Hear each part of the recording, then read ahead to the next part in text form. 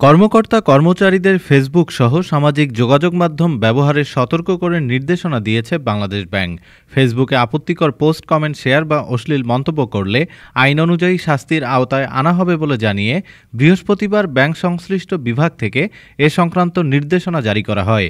কেন্দ্রীয় ব্যাংকের কর্মকর্তাদের মধ্যে একটি অংশের অভিযোগ, ভারতবিরোধী ফেসবুক পোস্ট ঠেকাতেই এ ধরনের সিদ্ধান্ত চাপিয়ে দেওয়া হয়েছে। নির্দেশিকায় সামাজিক যোগাযোগ মাধ্যম ব্যবহারে সরকারি প্রতিষ্ঠান ও কর্মচারীদের করণীয় ও বর্জনীয় নির্ধারণ করা এবং এক্ষেত্রে প্রয়োজনীয় নিরাপত্তা ও গোপনীয়তা নিশ্চিত করার বিষয়ে উল্লেখ করা হয়েছে। সামাজিক যোগাযোগ মাধ্যমে অপব্যবহারের জন্য নিজেদের দায়ী থাকতে হবে জানিয়ে সংশ্লিষ্টদের বিরুদ্ধে আইনি ব্যবস্থা নেওয়ারও কথা বলা হয়েছে।